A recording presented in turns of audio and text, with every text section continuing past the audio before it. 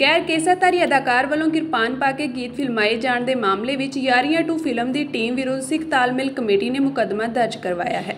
ਇਸ ਦੇ ਤਹਿਤ ਅਦਾਕਾਰ ਮਿਜ਼ਾਨ ਜਾਫਰੀ, ਡਾਇਰੈਕਟਰ ਰਾਧਿਕਾ ਰਾਓ ਤੇ ਵਿਨੈ ਸਪਰੂ ਅਤੇ ਨਿਰਮਾਤਾ ਭੂਸ਼ਣ ਕੁਮਾਰ ਵਿਰੁੱਧ ਧਾਰਾ 295A ਲਗਾਈ ਗਈ ਹੈ। ਇਹ ਗੀਤ ਟੀ ਸੀਰੀਜ਼ ਕੰਪਨੀ ਦੇ YouTube ਚੈਨਲ ਤੇ ਰਿਲੀਜ਼ ਕੀਤਾ ਗਿਆ ਹੈ। ਇਸ ਸੰਬੰਧੀ ਸਿੱਖ ਤਾਲਮੇਲ ਕਮੇਟੀ ਦੀ ਸ਼ਿਕਾਇਤ ਤੇ ਥਾਣਾ ਡਿਵੀਜ਼ਨ ਨੰਬਰ 4 ਦੀ ਪੁਲਿਸ ਨੇ ਫਿਲਮ ਦੀ ਟੀਮ ਵਿਰੁੱਧ ਧਾਰਮਿਕ ਭਾਵਨਾਵਾਂ ਭੜਕਾਉਣ ਦਾ ਮੁਕੱਦਮਾ ਦਰਜ ਕਰ ਲਿਆ ਹੈ।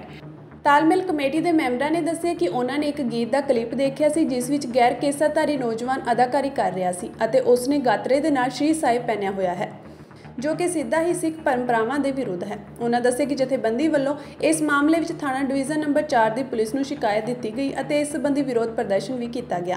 ਇਸ ਤੋਂ ਬਾਅਦ ADCP ਸਿਟੀ 1 ਬਲਵਿੰਦਰ ਸਿੰਘ ਅਤੇ ACP ਕੇਂਦਰੀ ਨਿਰਮਲ ਸਿੰਘ ਥਾਣੇ ਪਹੁੰਚੇ, ਜਿਨ੍ਹਾਂ ਦੀ ਹਦਾਇਤ ਤੇ ਥਾਣਾ ਮੁਖੀ ਅਸ਼ੋਕ ਕੁਮਾਰ ਸ਼ਰਮਾ ਨੇ ਜਥੇਬੰਦੀ ਵੱਲੋਂ ਦਿੱਤੀ ਸ਼ਿਕਾਇਤ ਅਨੁਸਾਰ ਫਿਲਮ ਦੇ ਨਿਰਮਾਤਾ, ਅਦਾਕਾਰ ਅਤੇ ਗਾਣਾ ਰਿਲੀਜ਼ ਕਰਨ ਵਾਲੀ ਕੰਪਨੀ ਵਿਰੁੱਧ ਮੁਕੱਦਮਾ ਦਰਜ ਕੀਤਾ ਹੈ।